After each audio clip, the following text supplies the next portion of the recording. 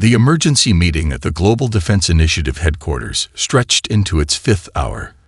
Dr. Elena Vasquez's voice had gone hoarse from explaining the Thorathy transmission to increasingly desperate military officials. "You're absolutely certain about this timeline?" General Santos asked, his weathered face illuminated by the holographic display of the approaching alien fleet. Elena nodded grimly. 6 months, 2 weeks, and 4 days, according to their mathematical precision. The Thorathy value exactness in all communications. The room fell silent as the implications settled over them. Humanity had barely established a permanent presence on Mars, and now they faced extinction at the hands of beings who had mastered interstellar travel. The Thorathy message had been clear. Earth occupied a strategic position in what they called the Spiral Defense Network, and human presence was deemed incompatible with galactic stability. Captain Rice, head of Earth's modest space defense force, displayed the simulation results for the third time. Even with every nuclear weapon in our arsenal and all defense satellites activated simultaneously, we'd only destroy about 8% of their advance fleet. "Then we surrender?" someone asked from the back of the room. "Absolutely not," Elena responded, surprising even herself with her vehemence. The linguistic patterns in their message contain no concept of mercy or coexistence. Historical archives they shared indicate they've eliminated 16 other civilizations in the past century alone. Dr. Maya Jensen, a young psychologist with the Cognitive Defense Division, had been silently analyzing the Thorathy communication patterns displayed on her tablet. She cleared her throat, drawing attention from the more senior officials. "I need permission to speak freely," she said, her eyes never leaving the data streams. General Santos nodded. "At this point, Dr. Jensen, we need every possible insight. Their thought patterns exhibit perfect logical progression. Every decision mathematically optimal, every strategy following predictable game theory outcomes."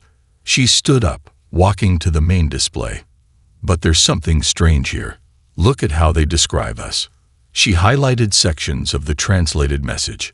Biological organisms exhibiting inconsistent decision matrices, unpredictable resource allocation, inferior tactical analysis, yet inexplicable survival traits. "They're confused by us," she continued. "The Thorathy evolved as communal intelligent species. Their historical records show no evidence of individualistic thinking. Their strength comes from perfect coordination, but they seem genuinely perplexed by human unpredictability." Captain Reyes scoffed.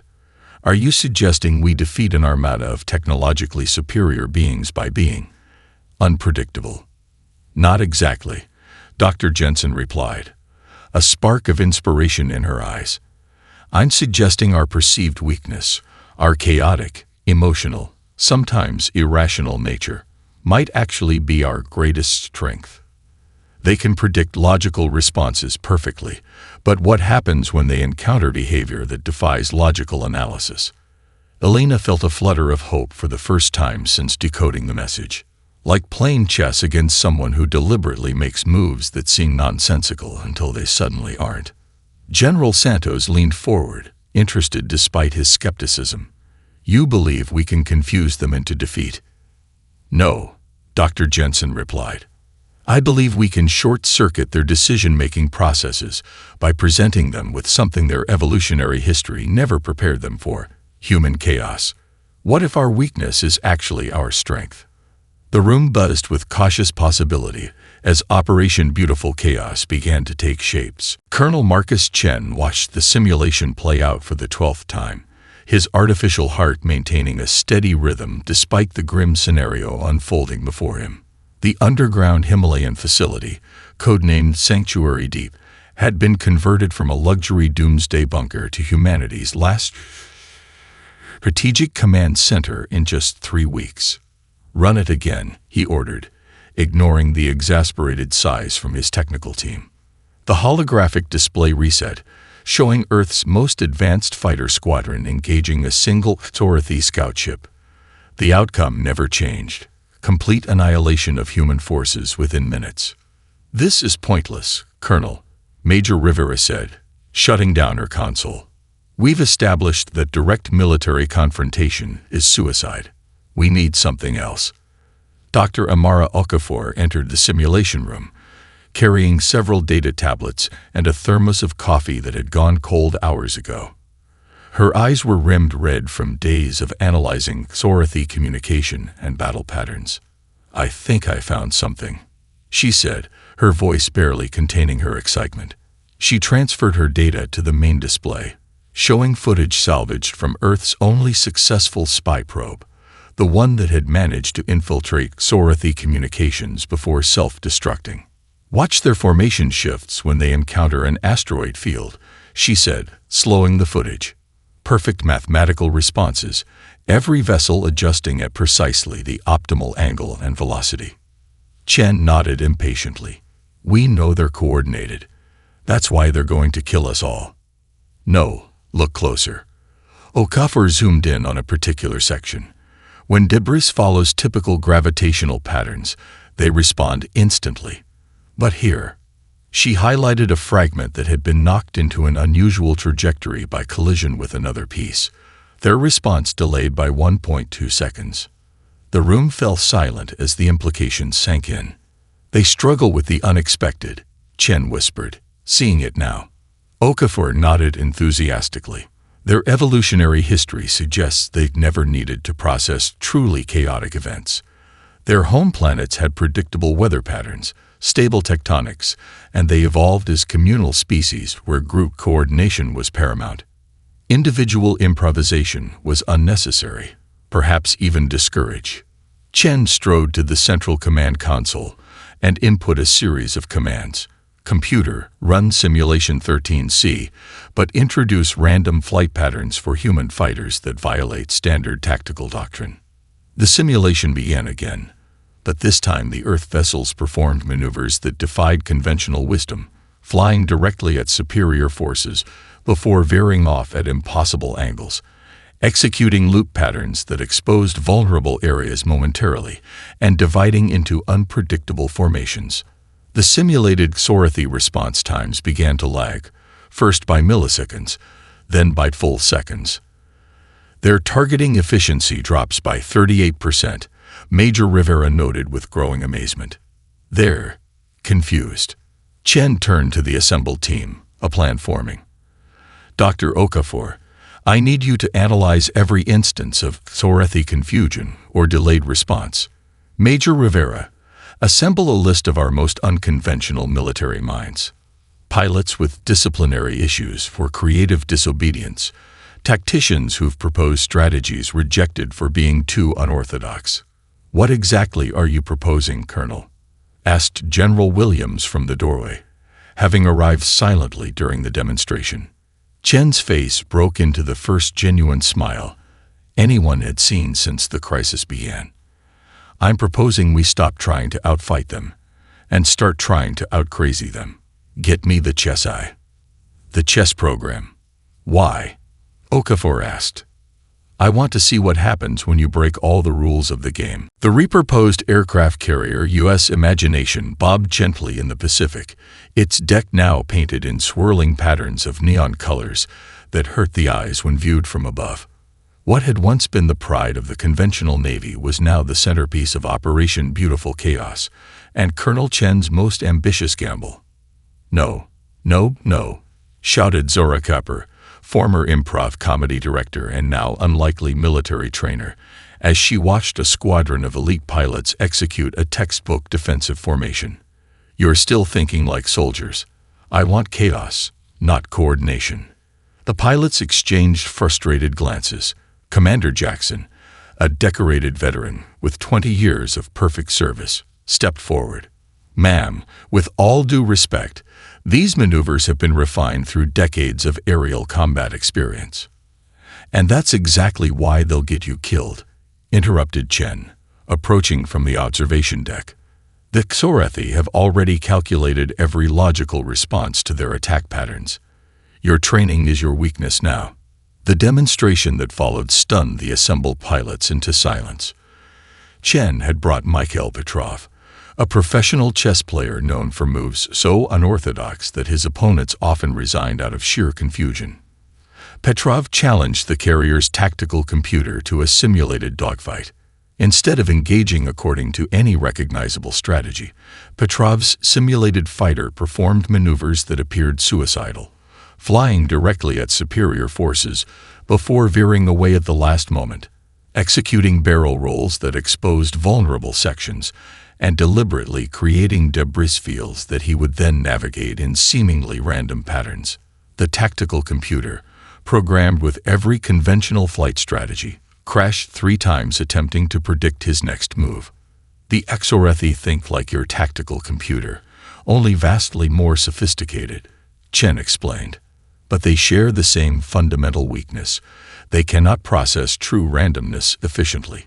Their neural networks search for patterns where none exist. You want us to fight like lunatics, Jackson said slowly, beginning to understand. I want you to embrace the artistic side of warfare, Chen corrected. Improvisation, inspiration, intuition. Everything that makes humans terrible at mathematical precision, but brilliant at creative problem-solving. The training that followed defied every military convention. Pilots were rewarded for developing unique approaches and penalized for repeating tactics. Musical instruments were installed in cockpits, with pilots encouraged to play while executing maneuvers. Combat simulators were reprogrammed to include bizarre obstacles, giant inflatable ducks, holographic mazes that changed shape, and atmospheric conditions that violated the laws of physics. In one memorable exercise, a team led by Lieutenant Rosa Martinez defeated a simulated Sorathi cruiser by broadcasting thousands of human infant laughter samples while attacking information patterns based on the Fibonacci sequence. The simulation showed the alien targeting systems freezing for critical seconds, unable to reconcile the contradictory sensory inputs. "This is insanity," muttered General Williams during an observation visit, watching pilots practicing in flight simulators while wearing blindfolds and reciting poetry backward.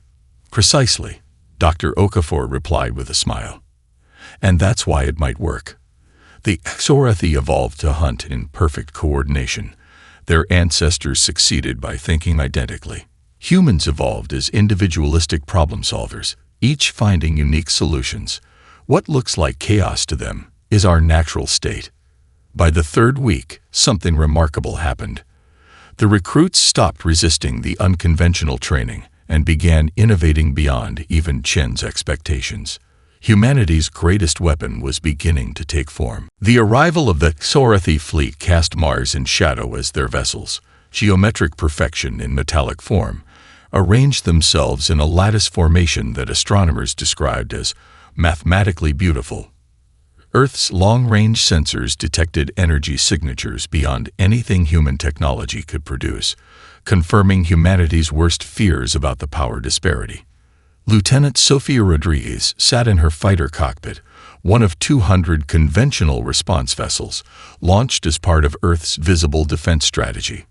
Her real classification, Chaos Squadron Alpha, remained strictly confidential. To all official channels, she was just another doomed pilot in a hopeless first wave. Mantis formation, advance at standard approach vectors, came the command over the official channel, intended for Xorathi monitoring. Meanwhile, a secondary frequency carried Colonel Chen's actual instruction.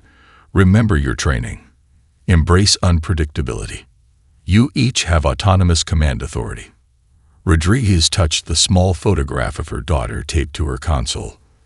5 years old, Emma would never understand that her mother was about to deliberately disobey every rule of space combat. The thought made her smile. The Xorathi responded exactly as predicted, deploying interceptors in perfect geometric patterns, designed to maximize coverage and minimize their own exposure. Their first volley destroyed 37 Earth vessels that were following standard military doctrine. Now, Chen's voice commanded over the secure channel. Operation Beautiful Chaos is active. Rodriguez pressed a button on her console, activating the modified sensory package installed during training. Her fighter's exterior instantly shifted to display a kaleidoscopic pattern designed by cognitive scientists to create visual confusion.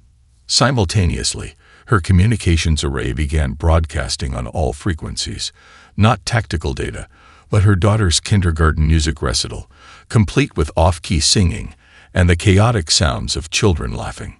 Around her, the remaining human fighters similarly transformed, each broadcasting different audio streams.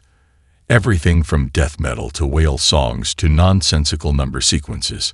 Their formation, previously a standard approach vector, dissolved into what appeared to be random flight paths. The effect on the Xorthi was immediate and measurable.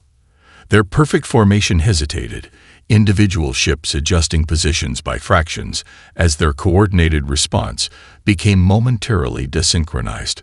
Rodriguez saw her opportunity when her damaged fighter took a glancing hit from Xorthi point defenses. Instead of following protocol and retreating or ejecting, she laughed wildly into her comms and executed what trainers had nicknamed the madness spiral, deliberately cutting engines mid-maneuver and using atmospheric thrusters to create a tumbling trajectory directly toward the command section of the nearest Xorthi destroyer. For Emma, she whispered, overriding safety protocols as her ship spun toward the alien vessel. The high-resolution battle cameras from nearby Earth vessels captured what happened next in perfect clarity. The technologically superior alien ship completely froze its defensive responses for precisely 3.2 seconds, an eternity in space combat. Its point defense systems remained active but stationary, as if the ship's computational core couldn't process the apparently suicidal human behavior. In those precious seconds, 3 missiles from supporting Earth fighters slipped through the temporarily static defense grid. The resulting explosion illuminated the Martian sky, marking the first Xorthi capital ship ever destroyed by a lesser species. In the Project Achilles command center, Chen and Okafor exchanged silent glances as the data confirmed their theory. The timestamp on the Xorthi response delay was undeniable. "Lieutenant Rodriguez," Chen asked over the comm. Through static and the sounds of emergency systems, her voice came through, somehow still laughing. "Still here, sir. Ejection successful. You owe me a new fighter." "I'll do better than that," Chen replied, already scanning the roster. "Find me every pilot with a history of creative insubordination and promote them immediately." Earth's orbital space transformed into a psychedelic battlefield as Operation Beautiful Chaos entered full deployment. Gone were the uniform gray hulls of military vessels, replaced by ships painted in patterns so disorienting that human pilots needed specialized filters just to look at them. The conservative military leadership had initially balked at the modifications, until the casualty reports from the first engagement showed a 60% higher survival rate for crews in the circus ships. Colonel Chen watched from the Lunar Command Center as humanity's bizarre defense unfolded across multiple screens. Each ship now operated with near-complete autonomy, their captains and pilots encouraged to follow instinct rather than doctrine. "Delta Quadrant defensive screen is being overwhelmed," reported Lieutenant Commander Park, pointing to a section where Xorthi cruisers were methodically dismantling Earth's conventional defenses. "Deploy the Nonsense Squadron," Chen ordered without hesitation. Squadron leader Zhou Quan received the order with a grin that her fellow pilots had come to recognize as trouble. A former poetry professor with uncanny spatial awareness, she had been recruited after winning an underground virtual reality combat tournament while reciting Emily Dickinson. "Mockingbird protocol active," she announced to her 12 pilots. "Remember, confusion is our objective, not just destruction." Their fighters, already painted with optical illusions that seemed to shift the very dimensions of the vessels, activated their modified communication arrays. Suddenly, all frequencies in that sector were flooded with Shakespeare's sonnets, but with words deliberately rearranged and recited in the Xorthi language, using linguistic patterns designed to create maximum cognitive dissonance in their neural networks. Quan led her squadron in looping patterns around the Xorthi cruisers, never attacking directly but creating sensor confusion by executing maneuvers that violated basic flight physics, using atmospheric thrusters in vacuum to create impossible course changes. deliberately flying through their own exhaust trails to scatter sensor readings, and at one point, shutting down all systems for precisely 3 seconds before reactivating at different coordinates. Meanwhile, in the asteroid belt beyond Mars, Dmitry Volkov commanded the retrofitted prison transport, Joyful Nonsense, its hull now reinforced with scavenged materials that made sensor identification nearly impossible. A former bank robber notorious for heists that defied security predictions, Volkov had found his calling in space combat precisely because his mind worked differently. Begin primary antimatter containment fluctuation, he ordered his crew of fellow former criminals, each selected for their particular talent at unpredictable thinking. The ship deliberately initiated what would normally be considered a catastrophic engineering failure, an antimatter containment leak that created a rapidly expanding cloud of particles that behaved in ways that violated the Xorathi understood physics. Their targeting systems, designed to predict movement based on universal constants, suddenly faced readings that made no mathematical sense. "They're trying to compensate," reported Volkov's sensor officer, watching the Xorathi vessels adjusting positions. "Their formation is breaking down. Individual ships are reacting differently to the anomaly." This was the crucial observation that confirmed humanity's theory.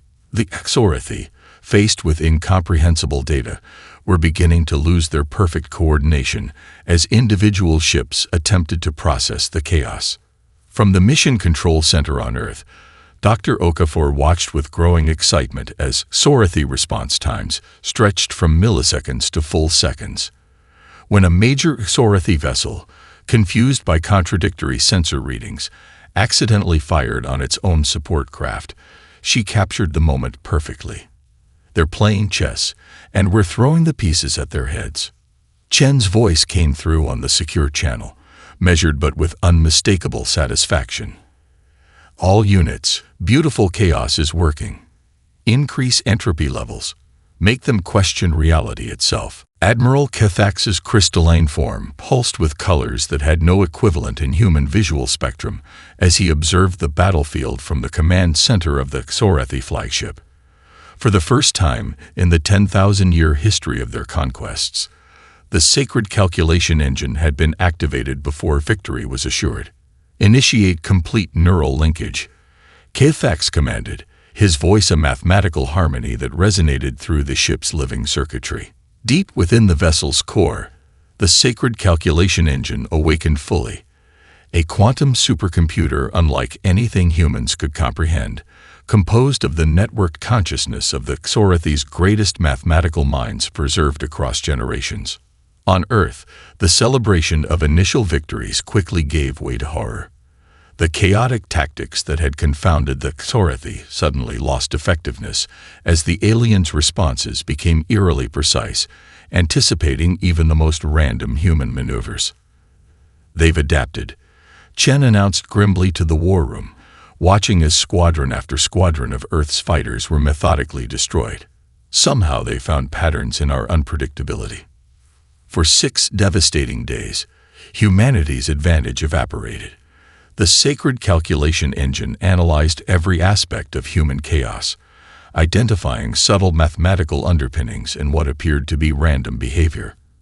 Earth's defenses crumbled under renewed Xorathi assaults that predicted even the most creative tactical innovations.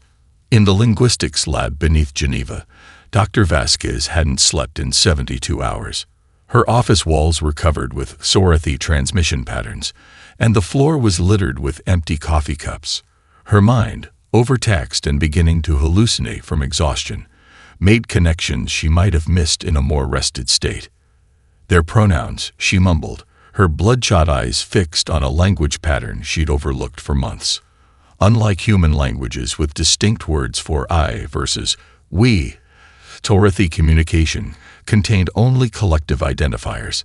She immediately began a new analysis, comparing biological data with linguistic structures. Meanwhile, Project Achille's headquarters shook with the impact of nearby Xorathi precision strikes. The defense grid was failing, and evacuation orders had been issued for non-essential personnel. "We need to fall back to the secondary command center," Major Rivera urged Chen, who stood motionless before the tactical display. "Wait," he said, pointing to an anomaly on the screen. Despite the overarching pattern of retreat, a single fighter pilot, Captain Lee Miyazaki, had broken formation and was executing a maneuver so bizarre it defied description, something like a spiral combined with random accelerations and decelerations. Impossibly, it was working. The Xorothy interceptors, despite their newfound predictive capabilities, couldn't track Miyazaki's fighter effectively. His success was limited and wouldn't turn the tide, but it confirmed something crucial. At that moment, Dr. Vasquez's transmission reached the command center. Their hive minds. All 7 Sorothy species evolved from collective predator species, where synchronized hunting provided evolutionary advantage. Their entire evolutionary history lacks the concept of individual consciousness as we understand it. Chen watched Miyazaki's fighter weave through enemy fire, the pilot ignoring direct orders while innovating in real time. The realization struck both Chen and Okafor simultaneously. Human unpredictability was just their first advantage, but individual creativity, the ability of a single human mind to generate truly original thought under pressure, was something the collective Sorothy consciousness could never fully comprehend. "The sacred calculation engine can predict patterns in chaos," Chen whispered, "but it cannot predict millions of individual minds, each creating unique solutions simultaneously." "What are your orders, Colonel?"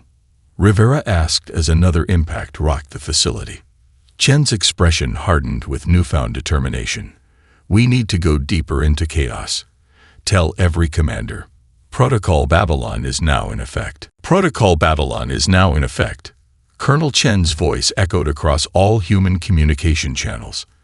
"As of this moment, all command structures are dissolved." The unprecedented order caused momentary confusion across Earth's remaining forces until individual commanders received their final instruction, transmitted on secure channels: total autonomy.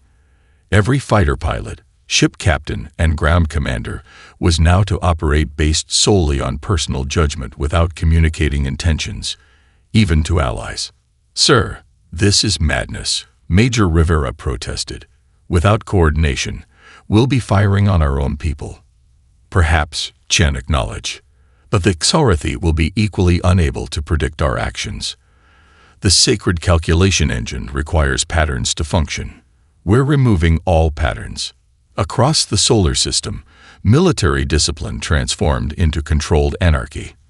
Commanders stared at their final orders in disbelief before embracing the ultimate freedom of action.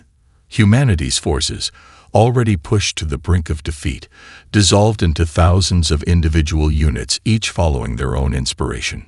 Lieutenant Commander Priya Singh, commanding the destroyer UES Indus, made an immediate decision that would have resulted in court-martial under normal circumstances. She ordered her crew to power down all systems and drift toward the asteroid belt.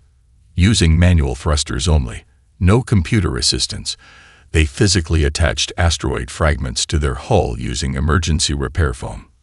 "We're becoming space debris," she explained to her bewildered crew. "The Xorothy sensors are looking for ship signatures and movement patterns. We're going to be a rock." Across the system, the crew of the UES Damascus took a completely different approach. Communications officer Alejandro Reyes had been a club DJ before the war. Acting on impulse, he connected his personal music library to the ship's communication array and began broadcasting 21st century dubstep across all frequencies at maximum power. "The frequencies and drops follow no mathematical progression," he explained as the captain stared in amazement. "It's pure sensation designed to feel good to humans, but would sound like random noise to anyone else." Impossibly, the chaotic sound patterns created interference with the Xorothy neural networks, disrupting their coordinated responses in that sector. In the Mars orbital zone, Captain Amir Hassan had been a street artist before joining the Space Forces. His squadron had jury-rigged their hull plating to serve as massive digital canvases, now displaying enormous smiling faces, a psychological warfare tactic he'd invented during training that had been dismissed as absurd by traditional commanders. Form up for the Lazarus Spiral, he ordered his squadron, a maneuver so suicidally brave, yet precisely calculated that traditional military doctrine had rejected it as impossible.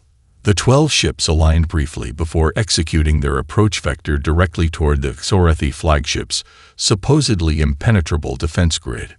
Inside the Xorathi command vessel, something unprecedented occurred. The sacred calculation engine, receiving conflicting data from thousands of individual human actions that followed no discernible pattern, began allocating more and more processing power to prediction algorithms. Alert signals pulsed across the crystalline command center as Admiral Cathax observed something impossible. Disagreement among the command staff. Tactical assessment divergence detected, announced the central processor. Multiple predictive outcomes with equal probability. Unable to determine optimal response. For the first time in their species-long history, the unified Xorathi consciousness was fragmenting, individual commanders offering conflicting interpretations of the chaotic battlefield. The sacred calculation engine, designed to process perfect order and even define patterns in chaos, now faced its nemesis. Genuine randomness powered by billions of individual human decisions, made for reasons that ranged from logical to emotional to completely instinctual. Increase processing allocation, Cathax ordered, his crystalline form pulsing with rarely displayed uncertainty patterns. Find the pattern. But there was no pattern to find. The engine began to consume its own processing power in increasingly desperate attempts to predict the unpredictable. The Xorathi flagship, its perfect geometric formation now a chaotic spiral, broadcast on all frequencies as Earth forces pressed their advantage. In the Geneva Command Center, screens activated to reveal Admiral Cathax, his crystalline body containing swirling bioluminescent patterns that pulsed with mathematical complexity. For the first time, humans witnessed a Xorathi expressing something akin to confusion. Your defeat is mathematically certain, Cathax stated, his translated voice lacking its usual harmonic precision. Your technology is primitive, your body's fragile, your weapons insufficient. Yet the sacred calculation engine has entered cascade failure. We request explanation. The assembled world leaders and military commanders exchanged uncertain glances. How could they explain something as intrinsic to human experience as individual creativity? Dr. Vasquez stepped forward. Your evolutionary history developed perfect coordination at the expense of individual innovation. Each of your 7 species evolved from hive predators, where synchronized hunting provided advantage. Our species evolved as individual problem solvers, each finding unique solutions. Cathax's crystalline form pulsed with patterns the xenobiologists later identified as their version of incomprehension. The concept of independent thought units operating without consensus has no mathematical resolution. The diplomatic team struggled to articulate what seemed so fundamental to human experience when Maria Gonzalez, a maintenance worker who had been repairing a ventilation system in the back of the room, laughed suddenly. "We're just making it up as we go along," she called out. The translation system rendered this into Xorathi mathematical language, causing Cathax's form to pulse with such intense patterns that the screens momentarily distorted. This concept, making it up, has no parallel in our evolutionary record, Cathax finally responded. In 10,000 years of conquest, we have encountered 342 spacefaring species. All followed predictable response patterns within acceptable deviation margins. Your species alone generates responses so diverse that no unified prediction is possible.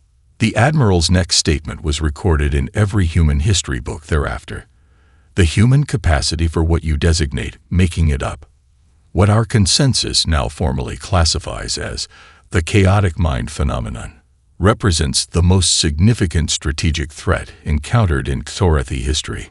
As the alien armada began its withdrawal, humanity celebrated not merely survival, but profound validation. The qualities often considered human weaknesses, emotion, Irrationality, individualism, had proven to be their greatest strength. 6 months later, Earth established its first interstellar diplomatic corps. The Provisional Peace Treaty included an unusual request from the Authority, a cultural exchange program focused on understanding human creativity. Dr. Vasquez led the first delegation to the Authority homeworld, bringing not weapons or technology, but artifacts representing humanity's creative spirit, musical instruments, art supplies, poetry collections, and improvisational games. The Authority, a species that had conquered galaxies with perfect logical precision, now sought to learn what they had never evolved: the ability to make it up. In his final address before retiring, Colonel Chen reflected on humanity's unlikely victory. We weren't the strongest, the most advanced, or the most numerous, but we were the most human. And in the end, that made all the difference. The Authority fleet commander who had witnessed the Battle of Earth eventually became the first of their kind to compose music, a mathematical progression that broke from tradition by incorporating what their species now called the beautiful unpredictability. When asked why such deviation from perfection was valuable, the composer's response was recorded as the first truly individual statement in their species' history. Because I imagined it. The secret weapon of humans had not just beaten alien armies, it had transformed them.